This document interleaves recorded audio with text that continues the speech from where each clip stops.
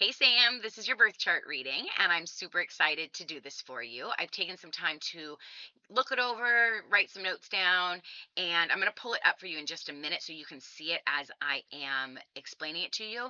If you don't want to watch the video, totally fine. Play it in the background. It's probably going to be about an hour long or so.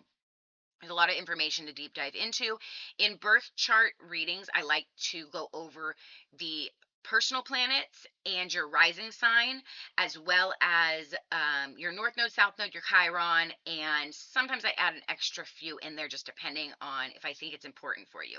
But the reason that I usually deep dive into those placements specifically, which are the sun, the moon, Mercury, Mars, Venus, and your rising sign. So 6 planets. Rising isn't really a planet, it's a point in the sky. But needless to say, those six and then the other ones that I mentioned is because those are what shape your personality, and that's what's really important in a birth chart.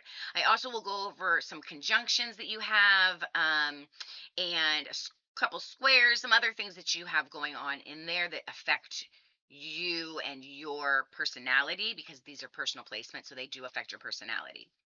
The other planets that I might touch on just a little bit if I feel that they're important, and if the moment takes me there, are like Saturn, Jupiter, Pluto, Uranus, Neptune. These are planets that are what we call generational planets. They move very slowly compared to the other planets, your personal planets. So personal planets move very fast. That means that they're always changing like the moon changes every 2 days. Mercury changes every 3 to 6 weeks. And so it changes every 3 weeks, but then it goes into a shadow and a post, and that's a whole thing. And then Venus changes every like year and a half, but then it can go retrograde, so it can go backwards, and so it can fall back in a planet or into another sign. And so, with that being said, those are moving a lot faster and changing a lot faster, meaning that somebody born the day after you or a week after you could have completely different personal planets other than maybe their sun sign, but where you're born, they probably would have a different sun sign if they were born a week after, because you're so close to the end of Libra. So with that being said, we don't do cusps. Cusps do not exist in astrology. I know a lot of people think that they do, so I like to debunk that. You're either a 0 degree of one planet or you're a 29 degree of that. I'm sorry, of that sign. They start at 0 degrees, ends at 29 degrees. There's only 30 degrees of each sign, and then they move into the next sign. So that's why birth charts are so fun to read. I had a client who thought that she was an Aquarius. Yes, she thought she was an Aquarius her entire life. Her mom thought she was an Aquarius, but she was born on 0 degrees of Pisces. So she was 0 degrees of Pisces. And that's interesting because when we take our horoscopes from like the newspaper or a magazine or just online, I guess these days, we usually will read our sun sign like you would read Libra. You don't want to do that. You want to read for your ascendant sign or your rising sign, which for you it's Sagittarius. And the reason is because that is where we start the house system. So houses are how we do predictions. And so I'm not going to talk too much about houses here because that's a whole nother video within itself, but you're going to hear me talk about houses, and houses are going to add flavor to your sign. That's the best way to talk about that and the easiest way to explain that. So even if you're a Libra in the 11th house. You could have somebody that was born the same day as you, but they have a different rising sign, because the rising can change every few minutes to every half hour. It's what was cusping on the horizon when you were born. And so somebody born the same day as you, but a couple hours before or after you, could actually have a different rising sign, which would give them a different housing system, which would make their predictions of their life completely different when we do transit readings. It's so interesting. Okay, so that's pretty much what I'm going to say about that. You're going to hear me talk about planets, you're going to hear me talk about signs, and you're going to hear me talk about housing systems and houses. All right, let's pull up your chart and start this reading. All right, Sam, this is your birth chart. I've popped it up on the screen for you. I might reference placement on the screen with my cursor every now and then, but again, if you want to listen to this in the background, that's totally fine as well. I find that most people will watch the video all the way through or listen to it, and then they will go back and revisit it as needed. So we are going to start with your sun placement, which is in Libra in the 11th house. That midheaven right there, MC is covering the 11th house, but you can see here's the 12th, here's the 10th. So your 11th house sits right here where your sun is. You can see you've got Pluto and Lilith, Saturn. You've got a lot going on right here. So we are going to talk about your sun in Libra. And your sun sign is really your ego. It's your core of who you believe you are and who you come into this world being, but it's not necessarily how everybody else sees you or how you show up in the world. So with your sun in Libra in the 11th house, it really talks about how you're somebody who values harmonious connections and relationships. And you naturally think about others. You're very aware of energy, and you may tend to want things to be balanced and fair. This is a placement that has a strong aesthetic sense. So very good with styling, having a personal sense of style, good taste, might have nice decorations or have a very aesthetic home. People might compliment you on this. You tend to be creative and very artistic with your energy, and you may not express it fully, but you definitely have that sense of artistic quality to you. With your Libra being in the 11th house, a big part of your identity is tied to your community and your friendships and being part of something bigger than yourself. The 11th house is really about bringing people together in a community, a large community, and fighting for them in some sense, because the 11th house is naturally ruled by Aquarius, and Aquarius is the rebel, it is the underdog, and it fights for people who aren't seen. So with that being the theme of your sun, it really, and the sun shines, right? It's very bright. So it's sort of shining a light on that for you. So with that being the placement there, you're somebody who can really bring people together and who can lead or influence big groups of people. And a lot of the times I don't see people who have actually used this to their abilities, best of the ability, but for you, you have. So I think that you're somebody who really sees how you can do that, and you have positioned yourself in a place to give back, because 11th house Aquarius energy is not going to just take. It actually wants to give back to the bigger community and take care of, like I said, the people who aren't seen, the people who are less fortunate. And it's really interesting for you because your sun is doing a lot more than just that, because it is also in conjunct with Pluto right here. You got Pluto at your 21st degree and the sun at your 24th degree. And a conjunction is anything that is 3 degrees apart in the exact same sign. So we consider them sitting on top of each other. And Pluto moves really, really slowly. So it was sitting in Libra for for 21 degrees. So about 20 years or so by the time your sun got there.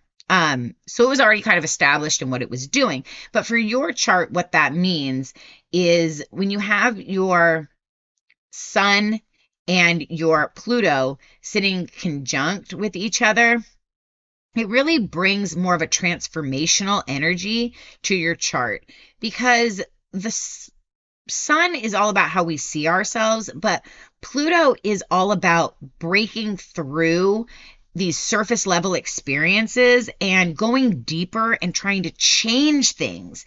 And it's all about having a presence in the world that people can actually feel once you're able to transmute that energy. So the interesting thing about Pluto is it rules over Scorpio and the 8th house. And the 8th house is very, very magnetic. People feel a pull to that, but it's the taboo energy. It's things that we don't talk about. It's things that are underground and things that are not in the public view or spotlight because people deem them to be weird or different. That house can rule over the occult, and the occult is just like esoteric stuff like astrology and tarot, and you're somebody who doesn't have an issue bringing light to topics that most people would be uncomfortable with because you don't feel an uncomfortability about that. You want to bring the light. The sun and Pluto conjunct is literally you, the sun, shining a light into topics that most people think are weird or taboo, which is so interesting because as I am telling you that, I'm remembering one of the first times that I met you and we were talking about aliens, and I was like, oh, I like you. And so that's, that makes a lot of sense. It's something that is bringing light to the shadows and saying, you know what? Most people think this is weird, but I'm totally into it and let's talk about it. But also in your own life, it signifies deep, deep change within yourself and not being necessarily afraid of that transformation or change, embracing it and knowing that there's something beautiful on the other side. Because again, you're really not here for those surface level experiences. You value deep connections. It's a very magnetic placement to have, and people are definitely drawn to you.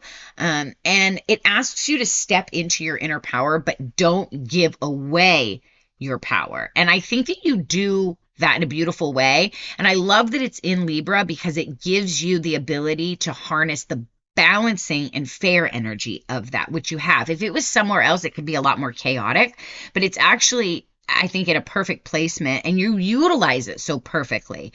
Your chart has been so interesting, side note, for me to read because I do know you personally, and I see you in the public, eye and at the events and things like that. So it's just really been amazing to see somebody utilize their chart in a way that is the best possible way. A lot of times I see people who aren't utilizing their chart or they're stuck in these. So let me back up for a second. With all the signs, they're going to have a higher vibration and a lower vibration, meaning that they're going to have a way that they show up that can be a little bit sketchy, and they're going to have a way they show up in their most profound healed way. And so a lot of times I find that people come to me and they get their birth charts read, and they're in a place in their life where they really, have a difficult chart and they have not been able to use the harder aspects of their chart to grow. And this has been a really fun chart to read, and your chart is so interesting because I can see how in life you have actually brought it to fruition. And I love that. I love that because I don't have to scold you. I tend to have a little bit of tough love in a lot of these videos with people and have some heart to heart come into Jesus moments, if you know what I mean, because I'm like, what is going on? I see beauty in the way that it is, but we got to utilize it. And in your chart, you really do utilize that. So let's move that on and talk about your moon. So your moon is down here in Aquarius. And with the Aquarius moon, moons rule over your emotional world and how you feel emotions, how you express your emotions on a deeper level, and the way that you really, really feel. And with an Aquarius moon in the third house, you can see that's your third house right there, you have an emotional world that is very connected to your mind, because Aquarius and Libra both are intellectual signs. They are air placement. So it's all about the mind space and not necessarily the emotional heart space. And so for you, you process your feelings by thinking about them and then talking about them out loud and then trying to understand them. You actually might talk to yourself. I find a lot of my air placements talk to themselves to process. If they don't have somebody else around them that they trust, they will sort of monologue the dialogue. What was that? Out, and so that they can process it externally instead of holding it on in their brains. You also might think about the way that you're going to say things or the way that you're going to have a conversation with people in your mind before you actually do that. You might script it out in a loose way so that you have that ability to get your thoughts together a lot quicker. Because a lot of times when we have a lot of air placements in our chart, our minds are moving very fast. It is like lightning. And so your moon is in Aquarius. It's in the third house, and the third house is ruled by Gemini. And I'm a Gemini, if you couldn't tell.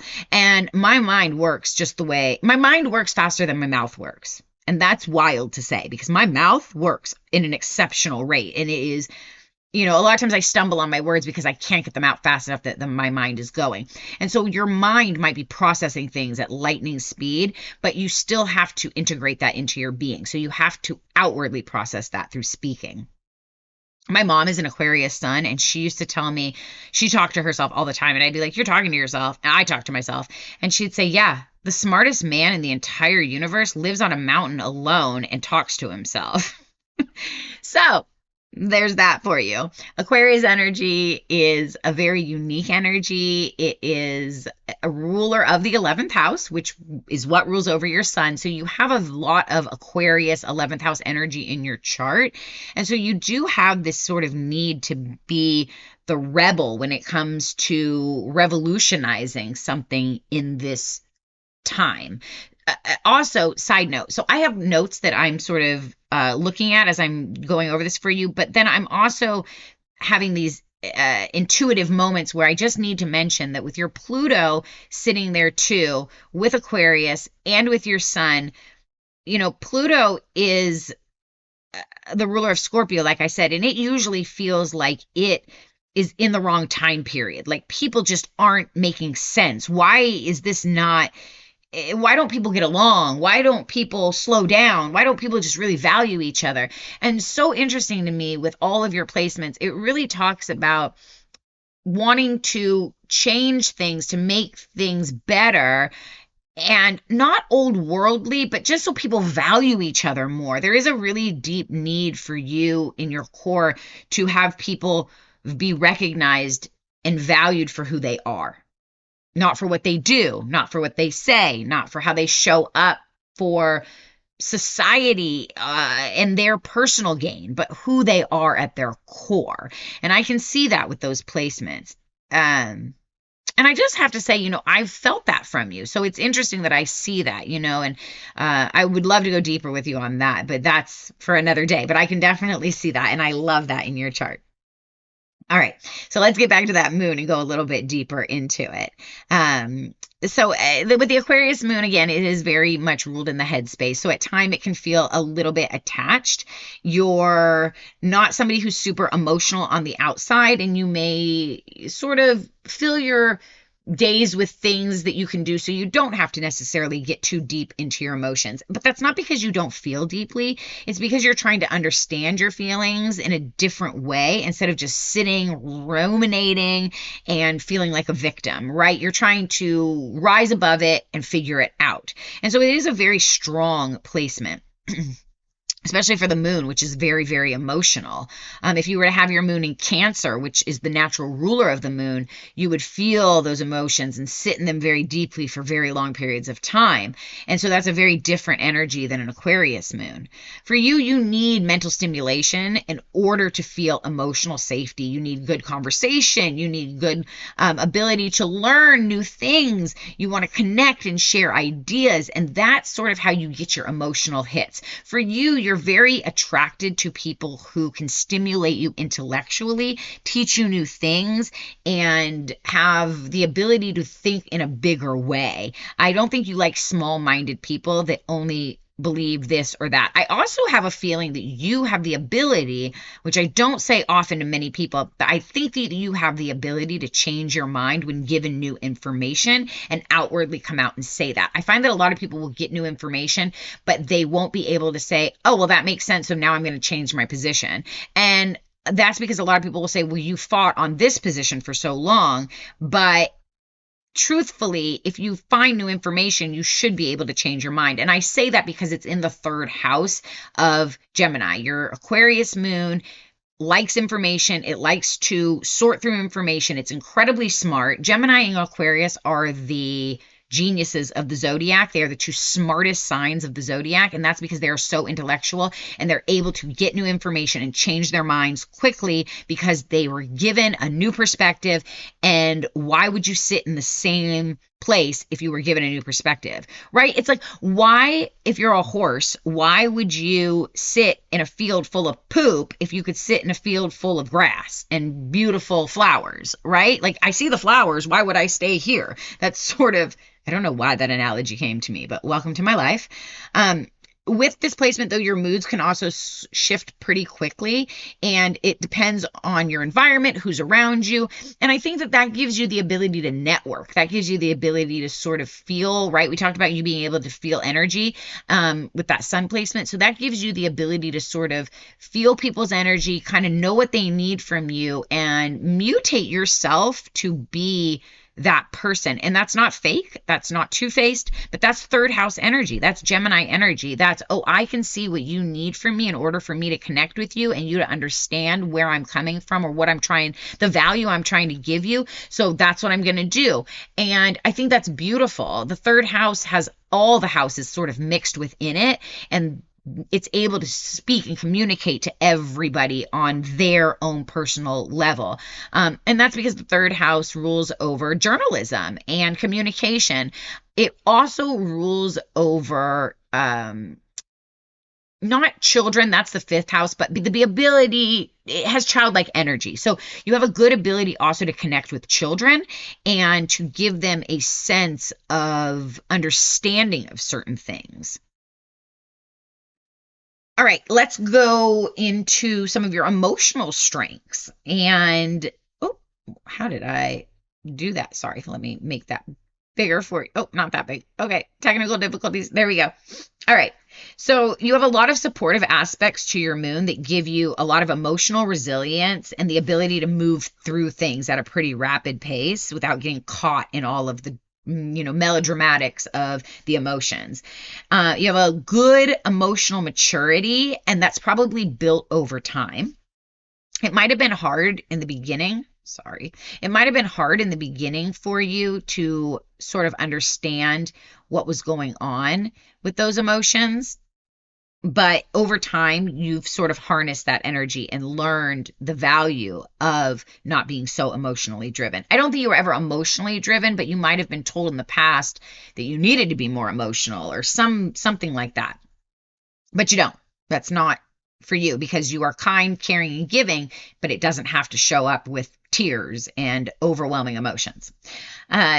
What's also interesting is where the moon was when you were born, and it gives you the ability to grow through life's actions. So you have a really good sense of self-reflection and saying, okay, that happened to me, and now I'm going to learn from that and move on and be better from it. You're not meant to sit still with this placement and wait. You're meant to actually just move forward and figure things out as you go, even if this feels uncomfortable. We never grow in a place where we're comfortable. So take that as a bonus because your chart actually supports that. And not everybody's does. So let's move on to your Mercury placement. Your Mercury is your mind. It's how you think. It's how you express communication. It is the natural ruler of the third house and of Gemini. And for you, your mind is one of the most powerful parts of your entire chart. And it is in Mercury, for you, is in Scorpio. It's right here. It's this little round, oh, sorry, that's not right. There we go. Mercury. I was like, that's not right. Where are its horns? Right over here. So Mercury is the round circle with the cross at the bottom and the horns at the top. And it sits in your chart in Scorpio in the 12th house. And the 12th house rules over the mind, and the 8th house rules over Scorpio. And so that is a very, very watery, emotional, heavy placement. So your emotions happen in your mind, and you don't communicate them outward to people, but they definitely happen within you personally. And that is why for you, your mind is a very big part of your chart here. You have, like I said, Mercury in the 12th house, and it gives you a very deep, intuitive, almost psychological mind. You might like psychology. You might have wanted to study psychology. You might be very intrigued with the way that people's minds work and how they show up in the world, but it also gives you this intuition. And I mentioned that, I think, in the beginning with your Pluto sitting in your sun conjunct. It is very intuitive. Pluto is the natural ruler of Scorpio. So this is very, very intuitive, very psychic. There are quite a few placements and charts that I can say that people are psychics, like they do that for a living. There are 6 of those placements. And whenever you have a Mercury placement in a water sign in the 12th house, 8th house, or 4th house, or in Scorpio, Cancer, or Pisces, sorry, my brain has left the building, then I always will say, yes, that is a very, very psychic placement. You might get information that comes from out of nowhere. We call these downloads. And it's like these psychic hits where you're like, oh my gosh, I have to follow that. Like that's going to come true. I know. But here's the caveat with Scorpio. Scorpio doesn't always trust that its psychic knowledge is correct, and it tends to overanalyze it because Scorpio likes to see things, feel things, touch things in order to know that they're true. So especially with the 12th house, it can be a little bit cloudy. It can be a little bit overwhelming. You might get a lot of information at one time, boom, boom, boom, boom, boom, and you're trying to decipher or figure out what that is. That's very, very normal. And so my call out for a 12th house Scorpio placement is going to be to learn to self-regulate through exercise. Learn, because it's co-ruler is also Aries. So learn to self-regulate through exercise. You're going to want to move your body in order to connect your mind with processing what's going on. And it's also going to be a way that you're going to get your creative energy flowing too. So move your body, walking. It doesn't have to be like heavy cardio, but walking, lifting weights, jogging, running, just moving your body is going to be so important for you. With this placement, you're also somebody who can definitely read between the lines. You can call it for what it is. You're going to see a snake when it's a snake, and you're going to call it what it is. You might not say it directly, but you're definitely going to move accordingly. You can feel the underlying current of things that aren't being said, and basically you can tell when people are lying because you naturally pick up on people's energy, and that can make people mad. I remember telling my mom when I was about 12, I said, Mom, I can tell when people are lying. And she said, yeah, I know, me too, but they don't like when you call them out on it, so don't do that. Okay, so that was the lesson I learned from that. So you might have also learned a similar lesson. With the 12th house, a lot of stuff is going to happen, like I said, in your mind and internally, and you might not have the best way to express this externally. I would also recommend writing, journaling, writing letters to yourself that you never give to anybody else, or writing letters to other people that you never give to them, just to express your feelings, your emotions. You could burn these afterwards. You could do a little ritual with it and burn it, and then spread the ashes in a creek or a lake, or just blow them into the wind. This is a very good way to kind of renew yourself by purging out those emotions that you're holding on, or there's feelings that are in the background of your mind that you don't know how to release.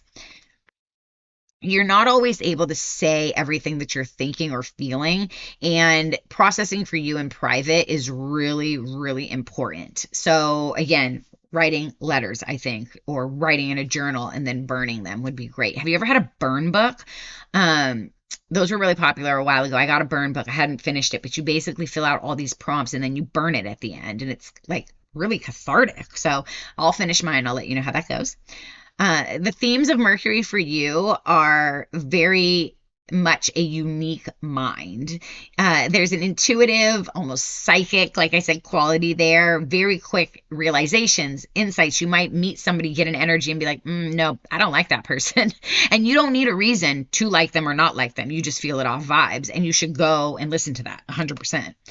There can also be a lot of overthinking, and when you don't trust somebody and what you're picking up on, you might kind of overthink. There might have been, let me break that down. So there might have been times in your life where you thought that you noticed something, or you weren't quite sure, and you let it play out, and then you learn that lesson from that. So part of your big growth has been learning to listen to your inner voice and not second guess it. So like I said, if you feel a vibe from somebody and you're like, yeah, I don't think that this is for me, trust that. You don't need a reason for that. All right, let's talk about your Venus, and that's going to be up here in Virgo, and that is the circle with the cross at the bottom. And for you, that is in your 10th house, and the 10th house rules over your reputation, your career, your reputation, how people see you. And in love and relationships for you with Venus in the 10th house in Virgo, you show love through effort, acts of service, showing up for people, doing things for people. This isn't a placement or a sign that is let me back up. Venus is how you show up, not only in love relationships, personal partnerships, such as your husband, your very close friends, and your children, your mother, your father, people who are very close in your inner circle, but it's also how you show up in business relationships and your partnerships in business, because your business relationships and your personal relationships have to be balanced. They both have to be balanced and an equal give and take in order for them to work. So Venus rules over your money, your love, and relationships. And in a Virgo, it's not very emotional. Again, it's not going to show up and say, why don't you care about me? Why don't you love me? That's going to be a Cancer placement. It's also not going to coddle somebody. And, it's more tough love. It's going to be a little more critical. It's going to be a little more, look, I'm going to give you the tools and I'm going to show you how to do it, but I can't do it for you. But again, it might get a little frustrated if it's not doing it correctly. It's a very perfectionist placement. And that's not a bad thing, but I also have to always say with Virgo placements, and I have 3 of them, that the reason we can tend to be a little tough love or critical of other people is because we're incredibly critical of ourselves. And so be a little more gentle with yourself. That's a side note, but just be a little more gentle with yourself. You're very thoughtful, though, and very attentive. And with Virgo, it's detail oriented. So in your relationships, you do notice the little things about people, and when you care about somebody, you really care about somebody. I love Virgo placements in a lot of ways because they're not going to pretend to care about somebody. If they like you, and they show up for you. And if you're not part of that inner circle, you're not going to be part of that inner circle, and they're not going to pretend that they like you. They're not going to be rude to you, but they're not going to include you, and you're not going to see the fun part of Virgo. Virgo has a very fun part to it. It's also co-ruled by Mercury, just like Gemini. So Gemini and Mercury are very similar. Mercury is a little more analytical and driven, but their mind is still fun and exciting. And so I love Virgo placements in a lot of ways. They're not about surface level at all. They really need people to have meaningful depth and purpose, but you're not going to see that from them unless they really care about you. With Virgo placements, I always like to, if you've seen Meet the Fockers from back in the day, it is Robert De Niro's character where he's like, the circle of trust is very small. That's Virgo, 100%, all the way, in the most stereotypical type of form. With this placement, there are a few things that are important when it comes to patterns. And Virgo is all about pattern recognition because it reads the fine print, it sees the details, it crosses the T's, dots the I's before it does stuff. So it really is good with pattern recognition. It can also be a little OCD, but it is good with pattern recognition. Like I said, you can tend to be a little bit hard on yourself and sometimes on other people. And that's not because you don't care. It's because you actually care very deeply about those people. You have tendencies, though, to idealize relationships at times and think that they might have more potential than they really do. And that's important because Virgo's sister sign, the opposite of Virgo, I'm going to reference the chart here. The opposite of Virgo here is Pisces. And so you take on a little bit of that Pisces thinking of being, putting people maybe on a pedestal, especially in your close interpersonal relationships, and thinking that they're going to be able to offer something or give a value something that they really can't. And that might hurt in a lot of ways. You might have gone through that when you were younger. But the call out to that is to see people for who they truly are and not for the potential that they might have. You give a lot of yourself, and you need somebody who can also give back to you. You need those relationships that can also nurture and give back to you as well. When you feel disappointed and when energy doesn't match, it's very frustrating for you. And that can be a time where you tend to pull back and just sort of hermit yourself. The Virgo is the hermit. It needs to be alone and process things by itself. And you might find that you have a very trustworthy circle as you grow because you don't allow people in your life that don't bring value or have an equal give and take to you, have an equal give and take as the same as you. So basically, to sum that up, you tend to give a lot and then you hope that other people can match that energy, and then disappointed at times when you feel that they're not matching that energy. And so the call out is just to, again, see people for who they truly are and trust your instincts, like we talked about earlier in this video. Um, with this placement, when you love, though, you love incredibly deeply. And that is part of your journey, is learning to balance real love versus idealized love, overgiving and not getting enough, not receiving enough, staying grounded in what actually is what you deserve and what you believe is right for you is the most important part of that. And I just want to say, I might have said it in this video already because I recorded this a couple times and got interrupted before I could record it all the way through. So I don't know if I said it in this one, but one of my favorite quotes recently has been, you have to be you have to be selfish to be selfless. So you have to be selfish to be selfless. You have to give to yourself and fill your cup in order to be able to take care of others, right? Okay, so let's dive a little bit into Mars. Mars is a planet that a lot of people don't necessarily talk about. And the reason that people don't always talk about it is because it is your everyday how you show up. So it's not necessarily about your personality, but it's how you show up in the world every day. It's your drive. It's also how we fight, and it's how we do other intimate things of nature. So I like to talk about Mars because I think it's a very important sign. It's a very passionate sign placement, and so I feel it's important to talk about. So I always include it in my charts. So with Mars for you in Sagittarius, Mars's natural ruler is Aries. Or Mars rules over Aries naturally, and it's a fire sign. And Sagittarius is also a fire sign. So this is happy here. It has a lot of momentum, a lot of movement. If you had a Mars, like I have Mars in Virgo, and so I actually get a lot of satisfaction from writing out business plans, from writing out plans, making a list. I get so much satisfaction from doing those things that I don't always actually have the energy then to move forward in the business plan that I created or in the lists of tasks that I created, because that's where I draw my excitement from. I love doing that. Now, for you, and that's because for me, it's in an earth sign, which is slow moving. For you, it's in a fire sign, which is fast moving. So you get a lot of energy from actually every day showing up in your life and doing things. So I actually love this for you.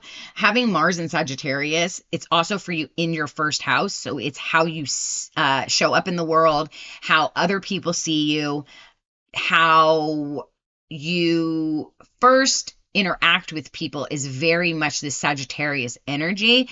And so that is very much about higher education, higher learning, bringing people together on more of a philosophical aspect. And you are immersing yourself. So Sagittarius likes to immerse itself into whatever it's studying. Its sister sign is going to be, you're not going to see it here on the wheel, but its sister sign is going to be Gemini. You can kind of see that here.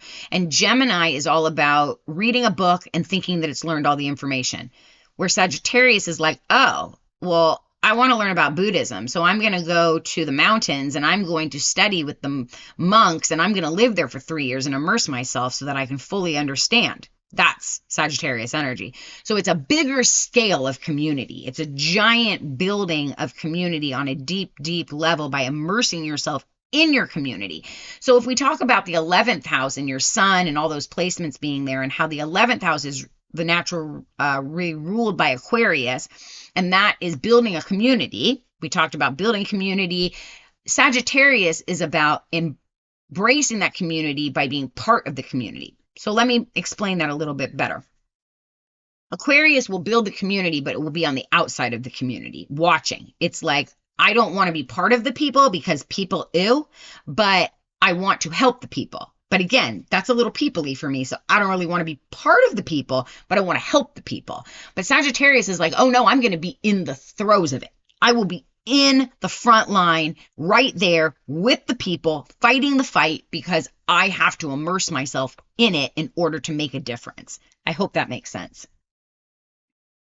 Um, so with this placement also, it gives you the ability to come across incredibly confident, incredibly bold, very direct, even if you don't always feel that internally. You're somebody who is driven by meaning and purpose and by wanting more out of life. You don't do well feeling stuck or restricted. Sagittarius is all about freedom. Sagittarius, I love Sagittarius placements. Women with Sagittarius Venuses or other predominant Sagittarius placements a lot of times will marry men and they will be like, oh, I booked a trip to Mexico. And the husband will be like, oh, when are we going? And the wife will be like, oh, no, I didn't say we, I said me. In other words, I'm fine to travel alone, do my own thing, and be independent. Why are you trying to come with me? I see you all the time. I need some freedom. This is often a placement too, with it being Mars, where it doesn't need to be around people all the time. It kind of wants to dip in and dip out. Even though it wants to be part of its community, it also needs freedom to sort of soar and find its own self. And Sagittarius's sign is the horse, half man. And so if you think about that, it's freedom. It needs to run with its hair in the wind like a horse, but a man horse, right? Okay, so Mars is all about action. So for you, your action style, you're naturally somebody who is action driven, action oriented, but you need consistency. And this can sometimes come in as a challenge because consistency isn't as exciting as just running free and doing things. But you do need consistency, even though it's challenging, in order to really bring all your big goals into fruition. You thrive so much when you have a bigger vision, and sometimes that's actually what inspires you, is your next exciting new thing that you're going to do that will light the fire up under your booty.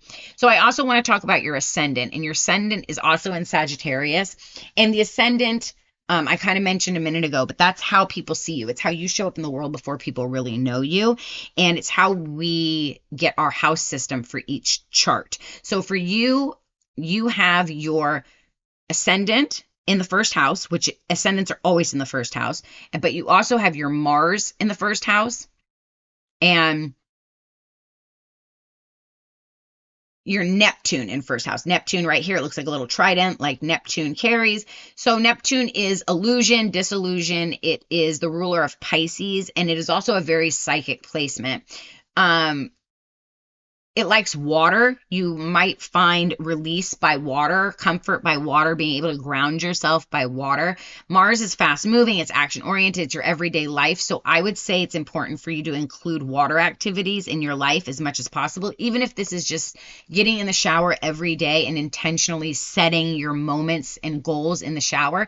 You might also have downloads in the shower or get information coming to you when you're taking showers. That's pretty common with that as well.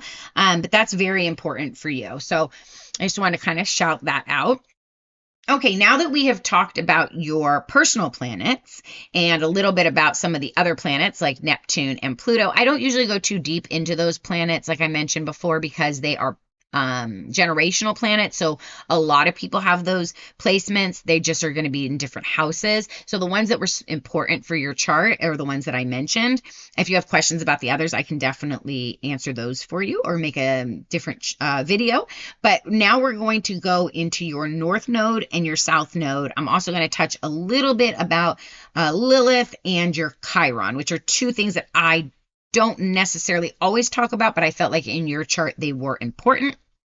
So your North Node is up here. It is in Leo in the 9th house, and your South Node is down here in Aquarius in the 3rd house. And they are always polar opposites of each other because they are not planets. They are not asteroids or anything like that. They are actually the top of the moon and the bottom of the moon. So the North Node, also referred to as Rahu, and the South Node, also referred to as Ketu, are points of the moon. The Rahu is the top of the moon. Ketu is the bottom of the moon. So South Node, North Node, South Node.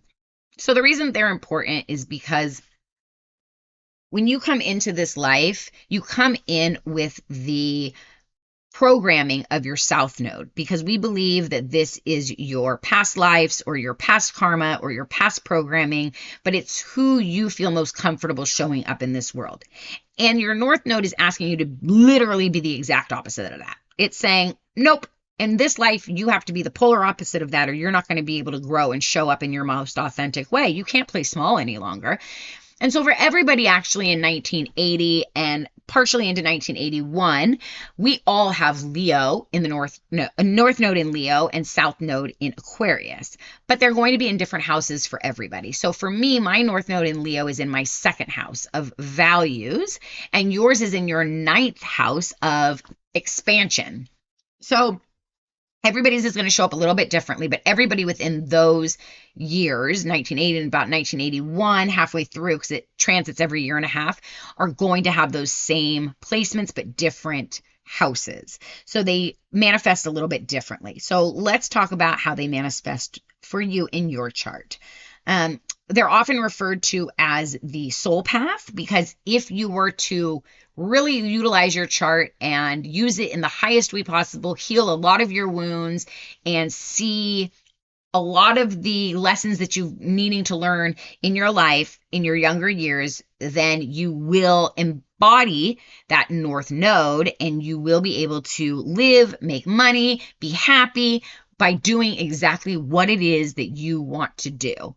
And I often say that this is the placement. If you can manifest, if you can master this, you can make money by doing what you love. And that is truly what this placement is. It's a lot deeper than that, as are all of these placements that we're talking about. But I only have so much time, and I think we're already close to an hour. So all right, so your North Node for you is in Leo in the ninth house, and this is a really important placement. It's how your soul learns to be seen in the world. It needs to be seen, to step into it confidently, creatively, self-expression, stop hiding yourself in the background. With this placement, it's asking you to move away from overthinking, staying in your head, observing, and instead of expressing yourself, you need to roar. Leo leads from the heart. It is heart-centered. Whatever you do, you need to come from a place of your heart space, not necessarily your brain space, which again, it can be hard because your South Node is in Aquarius, your moon is in Aquarius, all of your Libra placements are in the 11th house ruled by Aquarius. Your entire chart is on this side of the board in the mental headspace, but your North Node is saying, don't lead with your headspace, lead with your heart. If you feel that passion, if you feel that drive, if you wake up one morning and you're like, this is what's lighting a fire under me, then that's what you need to follow. That's what you need to do. You need to trust your truth, and that will get you the most visibility. This is a placement about expanding perspectives, not just your perspective, but by expanding your own perspective, you will help to expand other people's perspectives. And this is a placement that allows you to explore life in a completely different way than a lot of people. You're exploring life through learning, spirituality, through travel, through immersing yourself in other people's lives, really learning. It's very interesting to me that you've started a business and your grandmother was the single mother, not your mother, but your grandmother. And you put yourself into her footsteps and lived that life as much as you could from her perspective, and saw the need to help women that were single nowadays, understanding how hard it was for her in her life in her day and age when nobody really got divorced, and applying that to now. That's very interesting to me as an astrologer after reading your chart, because it is exactly what you should be doing. And you have that ability too because of those Scorpio placements that we talked about before. So immersing yourself and putting yourself in other people's shoes will give you the ability to really touch people in a heart-centered way. There's a lot of authenticity to you, and Aquarius is very authentic, and there's a lot of that to you that I think people can see right off the bat. And your chart really is heavy centered in that mental space, but people also want to see your heart. They want to see that soft, sweet side as well. So yeah, I think that's the shout out for that. And I also want to say that as an astrologer, I sometimes, or I should say, as an intuitive astrologer, ninth house of expansion in Leo, with Jupiter sitting there, it's telling me that you really would be able to, if you wanted to expand your networking outside of this country, because the ninth house rules over long distance travel, where the third house rules over short distance travel, which would be in our community, in our state, in our country. But ninth house is outside of the country. So you have the ability and the platform, because Leo rules being in the spotlight, speaking, communicating in front of lots and lots of people and having a spotlight on you, to bring your amazing, qualities to people in other countries. Okay, so now we're going to talk about Chiron. And Chiron is literally, in my opinion, the key to unlocking your soul's path, which is the North Node. If you can work on this core wound and work through it and heal it, then you will be able to really, really, really embody who you're supposed to be in this world. And that's why I think it has this little key on it. But Chiron is your core wound. It's the wound that you were born with before you were ever even traumatized, before anybody even said anything to you or did anything to you that traumatized you or upset you or, programmed you in any way. It's what the wound you were born with. Yes, we're all born with a core wound. So my core wound is also in Taurus. Here's yours, Taurus, in the 6th house. Mine is in the 2nd house of valuing myself. Yours is in the 6th house of health. So it really, really talks about how you value yourself and how you value yourself within your own physical being. You might have felt like you weren't enough at times, and you might have felt like you had to prove your value. And this led you to be hard on yourself in your early day-to-day life, and even maybe now. It can also show up through your body and your health routines by not placing enough value on those parts of your life, not getting enough checkups, not prioritizing your health and your body and your doctor's visits, or having something come up and pushing it to the side. So that's a big one for you, is valuing your personal body. You cannot help anybody in this lifetime if your body and yourself is not here to do that. So for you, your healing really, really comes when you realize that you don't have to earn your worth. You don't have to be perfect. You're already enough just because you're born, and you are valuable, beautiful, worthy, amazing, because you have a soul and you're here in this body, and that's all you have to show up to do. The fact that you've done so much more is absolutely incredible. For you, it's all about slowing down and connecting back to your body so you can build that stability within. So I think that taking care of your body will make you value yourself better. There's a deep interconnection there. And if you can do that, you might feel more confident showing up on bigger platforms. Tell me if that resonates, because I'm interested to see it. I'm interested to hear that, because I, see you as a certain way, and I wonder how that resonates for you. For research purposes, let me know how that plays out. All right, the very last thing I want to talk about before we close is Lilith. And I don't always do people's Lilith placements, but I felt that it was very important for you specifically because Lilith is the dark feminine, and she is a very feminine energy. She is very powerful for females, and for you and the work that you do and who you are intrinsically as a person, and so female centered and fighting for women, I really wanted to give you your Lilith placement.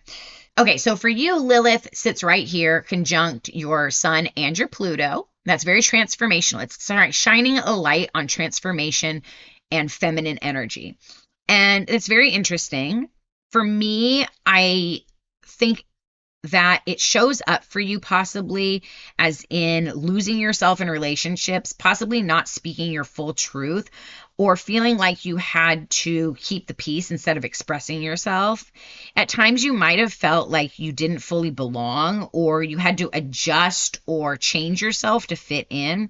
You might have felt like you weren't fully seeing who you were, and that made you feel like you wanted to or needed to people please people. people please people. So strong people pleasing tendencies from this Libra placement with the sun, the Pluto, and Lilith all conjunct. That is like the need to please 100%. And, I also think that with that one, you might not have always spoke your truth and might have like brought yourself down a little bit, because in the past or in your early life, you might have been told by males or even women that you were too strong, or that you were the B word, or that you were something else because you're so powerful, and they didn't know how to handle that. And this placement's actually saying, I am powerful, but I'm beautiful and I'm powerful. Libra is beauty, right? Go back to the beginning of the video. And so it's saying, I am powerful, valuable, and amazing, and I can be beautiful and a woman and do all of that at the same time. So I want you to remember that that's your power. Take that power and use that. Don't ever soften your voice. Don't ever dim down your light. Don't ever be smaller than you think that you should be, or that you feel that you are, to make somebody else feel more comfortable around you. That is not what you're supposed to do. You're supposed to live in your purpose, shine to the brightest possible way that you possibly can, and that way you will find your people. And I think that you've embraced that in a beautiful way, and you may still feel some of this deep down inside, and maybe that's why you haven't fully branched out to other countries. But if it's possible, and I see a lot of incredible, incredible opportunities in your chart. And to sum it all up, I think that it really shows that you embody somebody who's very deep, very intuitive, you're emotionally complex, and you've come into this life to really heal and grow and have real growth in healing. You have a ability to transform yourself, and you need to share that with other people. So learning to be seen is a big theme for you, and trusting yourself over overthinking, speaking your truth in relationships, and building your self-worth from the inside out. When you do that, everything in your life is going to start to align in such a more natural way, where you won't feel like you're pushing or pulling for anything. It will just show up in your lap for you. And that's what I love about birth charts. They are a roadmap for your life. And if you look at it and you resonate with it and you follow it, you can just do things a lot easier and a lot more naturally than fighting against it. Okay, Sam, that was your birth chart reading. I hope you enjoyed it. I hope you got something from it, multiple things from it. If you have any questions, you want me to go deeper onto one thing or another, if I touched on something and I didn't stay on it long enough and you were like, that's exciting, I want to know more about that, let me know. I love open communication. I love talking about this stuff. I love talking about all sorts of stuff, as you know, fun conspiracies that aren't really conspiracies anymore if they're true. So, when are the aliens coming? That's the big one. They say they're coming in 2027. I'm That's between you and me though, okay? Anyway, I hope you enjoyed this, and I will talk to you soon. Bye.